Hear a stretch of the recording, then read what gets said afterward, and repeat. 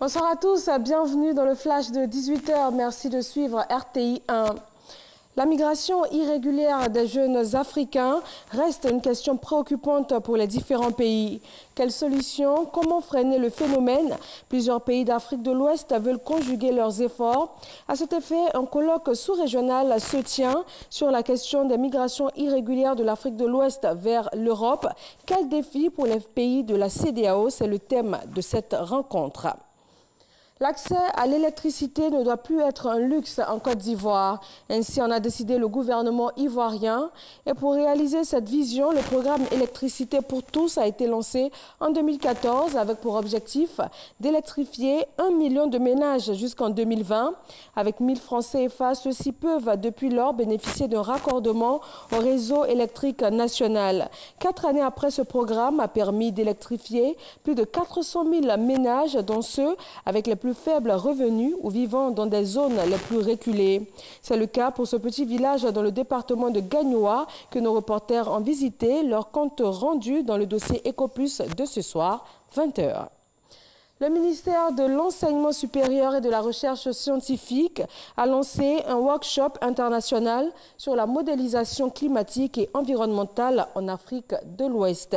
Marc Djadji et Didier Nguessan nous expliquent. Développer une recherche scientifique et une innovation technologique forte en Côte d'Ivoire.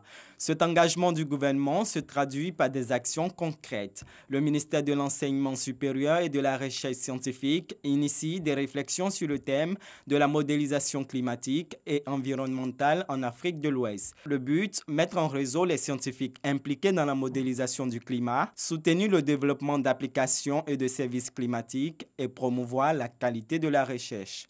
Le supercalculateur logé au Centre national de calcul va permettre de faire des simulations numériques dans des domaines variés. Des chercheurs viennent avec des données numériques, on crée des modèles et des modèles vont proposer par simulation des différents scénarios. En fonction d'un phénomène complexe soit-il, le supercalculateur nous dira comment pourrait évoluer ce phénomène, en sorte que selon les différentes évolutions possibles du phénomène, on puisse être dans une attitude soit d'alerte, mais surtout de prévention. Cette cérémonie marque la mise à disposition du Centre national de calcul de Côte d'Ivoire aux entreprises nationales et internationales. Le supercalculateur est un outil d'excellence pour le développement économique de la Côte d'Ivoire et de toute la sous-région. Le centre dispose d'une puissance de calcul dont aucun pays d'Afrique au sud du Sahara ne disposait, excepté l'Afrique du Sud. L'ambition affichée est de permettre à notre pays et à toute la sous-région de développer un écosystème de référence en matière de simulation numérique. Si vous n'avez pas un appareil qui est suffisamment costaud, suffisamment puissant pour faire ces calculs-là, mais vous allez y mettre un temps fou. D'abord, même l'ordinateur ne sera pas capable de faire les calculs. Et s'il y arrive, mais vous allez mettre des mois et des mois pour avoir vos résultats. C'est là que le supercalculateur devient important pour nous parce que ça nous permet de faire des calculs vite et avoir nos résultats à temps. La modélisation climatique permet de comprendre le fonctionnement de la planète et les changements climatiques afin de prévoir l'évolution des phénomènes liés à la météo. Nouvelle manifestation ce mardi en Algérie. Des milliers d'étudiants contestent la prolongation du 4e mandat du président Abdelaziz Bouteflika. Après quasiment 3 semaines de contestation, il a bien renoncé à briguer un 5e mandat. Cependant, le scrutin présidentiel du 18 avril est reporté à une date ultérieure avec une période de transition à partir du 28 avril, date de fin de son mandat.